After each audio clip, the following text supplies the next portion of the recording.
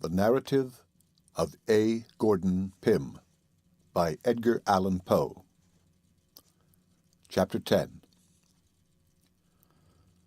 Shortly afterward, an incident occurred which I am induced to look upon as more intensely productive of emotion, as far more replete with the extremes first of delight and then of horror, than even any of the 1,000 chances which afterward befell me in 9 long years, crowded with events of the most startling and, in many cases, of the most unconceived and unconceivable character.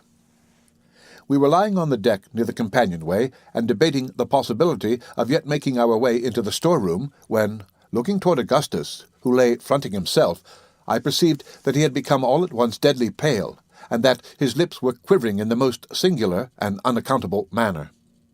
Greatly alarmed, I spoke to him, but he made me no reply, and I was beginning to think that he was suddenly taken ill, when I took notice of his eyes, which were glaring apparently at some object behind me.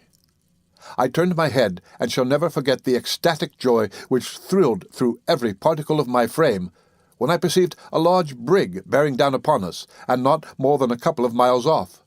I sprung to my feet as if a musket bullet had suddenly struck me to the heart, and, stretching out my arms in the direction of the vessel, stood in this manner motionless and unable to articulate a syllable. Peters and Parker were equally affected, although in different ways. The former danced about the deck like a madman, uttering the most extravagant rhodomontades, intermingled with howls and imprecations, while the latter burst into tears and continued for many minutes weeping like a child. The vessel in sight was a large hermaphrodite brig, of a Dutch build, and painted black, with a tawdry gilt figure head.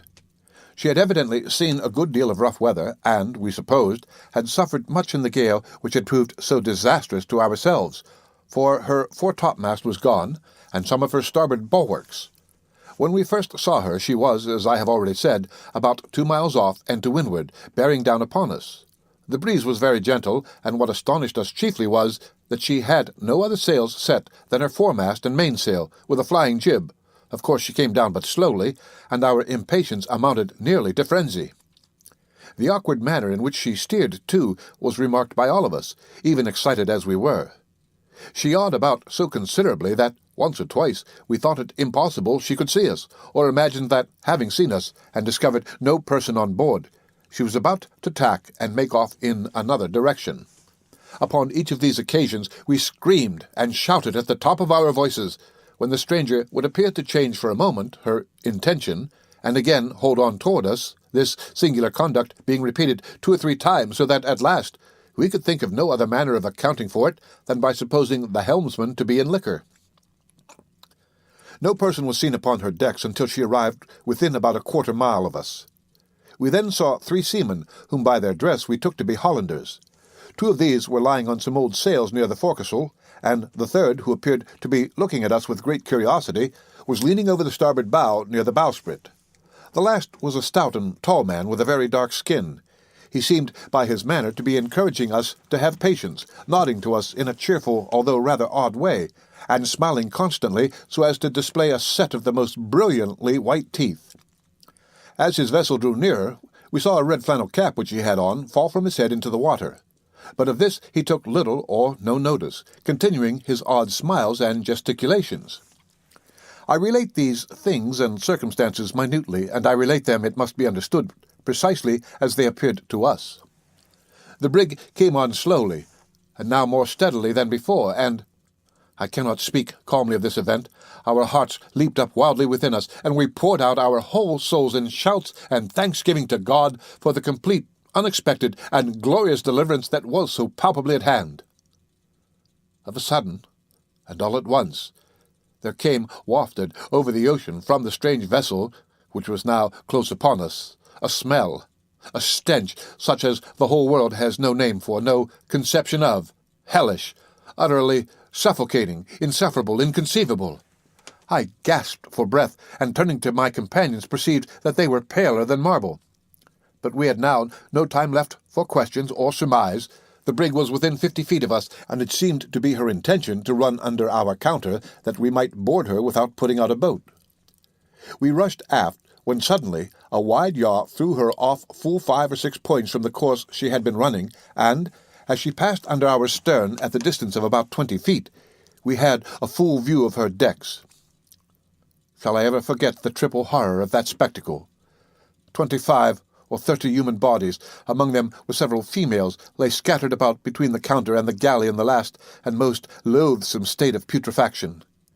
We plainly saw that not a soul lived in that fated vessel, yet we could not help shouting to the dead for help. Yes, long and loudly did we beg in the agony of the moment that those silent and disgusting images would stay for us, would not abandon us to become like them, would receive us among their goodly company. We were raving with horror and despair, thoroughly mad through the anguish of our grievous disappointment. As our first loud yell of terror broke forth, it was replied to by something from near the bowsprit of the stranger, so closely resembling the scream of a human voice that the nicest ear might have been startled and deceived. At this instant, another sudden yaw brought the region of the forecastle for a moment into view, and we beheld at once the origin of the sound. We saw the tall, stout figure still leaning on the bulwark, and still nodding his head to and fro. But his face was now turned from us, so that we could not behold it. His arms were extended over the rail, and the palms of his hands fell outward. His knees were lodged upon a stout rope, tightly stretched, and reaching from the heel of the bowsprit to a cathead.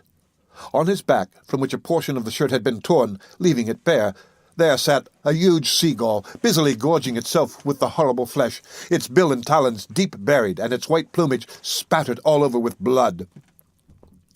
As the brig moved farther round so as to bring us close in view, the bird, with much apparent difficulty, drew out its crimsoned head, and after eyeing us for a moment as if stupefied, arose lazily from the body upon which it had been feasting, and flying directly above our deck, hovered there a while with a portion of clotted and liver-like substance in its beak. The horrid morsel dropped at length with a sullen splash immediately at the feet of Parker. May God forgive me, but now for the first time there flashed through my mind a thought which I will not mention, and I felt myself making a step toward the ensanguined spot. I looked upward, and the eyes of Augustus met my own with a degree of intense and eager meaning which immediately brought me to my senses.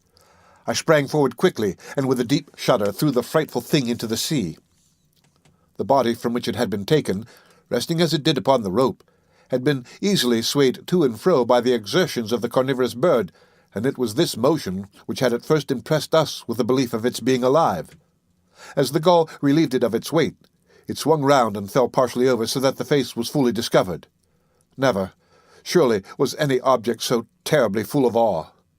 The eyes were gone, and the whole flesh around the mouth, leaving the teeth utterly naked. This, then, was the smile which had cheered us on to hope.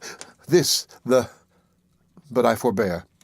The brig, as I have already told, passed under our stern and made its way slowly but steadily to leeward. With her and with her terrible crew went all our gay visions of deliverance and joy. Deliberately, as she went by, we might possibly have found means of boarding her, had not our sudden disappointment, and the appalling nature of the discovery which accompanied it, laid entirely prostrate every active faculty of mind and body. We had seen and felt, but we could neither think nor act until, alas, too late. How much our intellects had been weakened by this incident may be estimated by the fact that when the vessel had proceeded so far that we could perceive no more than the half of her hull, the proposition was seriously entertained of attempting to overtake her by swimming. I have, since this period, vainly endeavoured to obtain some clue to the hideous uncertainty which enveloped the fate of the stranger. Her build and general appearance, as I have before stated, led us to the belief that she was a Dutch trader, and the dresses of the crew also sustained this opinion. We might have easily seen the name upon her stern, and, indeed, taken other observations which would have guided us in making out her character. But the intense excitement of the moment blinded us to everything of that nature.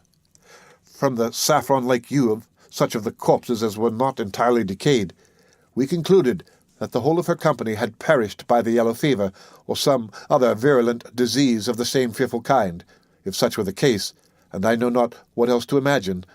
Death, to judge from the positions of the bodies, must have come upon them in a manner awfully sudden and overwhelming, in a way totally distinct from that which generally characterizes even the most deadly pestilences with which mankind are acquainted.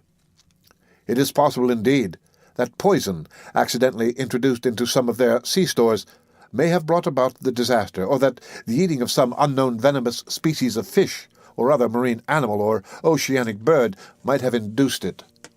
But it is utterly useless to form conjectures where all is involved, and will, no doubt, remain forever involved in the most appalling and unfathomable mystery.